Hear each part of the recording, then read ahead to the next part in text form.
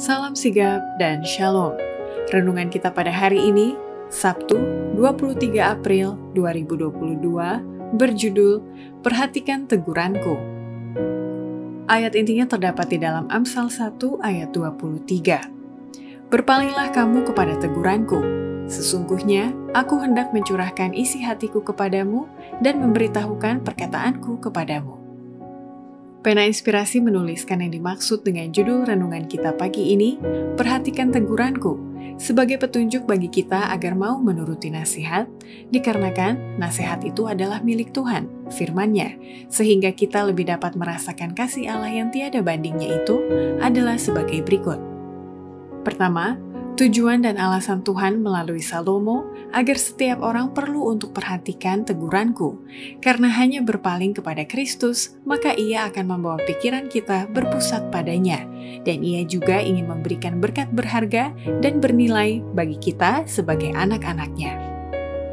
Kristus akan membawa pikiran kita berpusat padanya, berpaling dari diri kepada Yesus Kristus, kehidupan dari setiap berkat, setiap kasih karunia, kehidupan dari semua yang berharga dan bernilai bagi anak-anak Allah. Kedua, tujuan dan alasan Tuhan melalui Salomo agar setiap orang perlu untuk perhatikan teguranku, karena dengan berpaling kepada Kristus, kita dapat melihat iman kita terlalu sedikit, sementara kita perlu iman yang lebih besar untuk bisa menerima berkat besar dari Dia. Waktunya telah tiba ketika kita mengharapkan berkat besar dari Tuhan. Kita harus bangkit ke standar yang lebih tinggi berbicara tentang iman. Iman kita terlalu sedikit. Firman Allah adalah sokongan kita. Kita harus menerimanya, benar-benar mempercayai setiap perkataan. Dengan jaminan ini kita bisa meminta hal-hal besar, dan sesuai dengan iman kita, itu akan terjadi atas kita. Ketiga, tujuan dan alasan Tuhan melalui Salomo agar setiap orang perlu untuk perhatikan teguranku, karena hanya dengan berpaling kepada Kristus, Ia membuat kita dibenarkan, sebab kebenaran itu bukan berasal dari diri kita sendiri, dan Ia juga akan mengenakan jubah kebenaran suci itu kepada kita. Berpalinglah dari dirimu sendiri kepada kesempurnaan Kristus. Kita tidak bisa membuat kebenaran bagi diri sendiri. Di tangan Kristus ada jubah kebenaran suci, dan Ia akan mengenakannya kepada kita. Ia akan mengucapkan kata-kata manis pengampunan dan janji.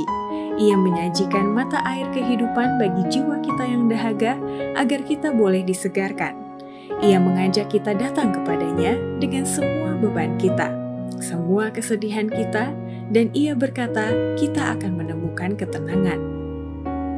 Keempat, tujuan dan alasan Tuhan melalui Salomo agar setiap orang perlu untuk perhatikan teguranku, agar setiap orang berpaling kepada Kristus yang adalah mata air kehidupan dan sumber segala kekuatan dalam kehidupan ini. Berpalinglah kepada Tuhan, wahai Anda para tahanan pengharapan. Carilah kekuatan dari Allah, Allah yang hidup. Perlihatkan iman yang bersahaja dan tak tergoyahkan dalam kuasa dan kesediaannya untuk menyelamatkan. Dari Kristus mengalir arus keselamatan yang hidup. Dialah mata air kehidupan dan sumber segala kekuatan. Demikianlah renungan kita pada hari ini. Kiranya Tuhan memberkati kita semua.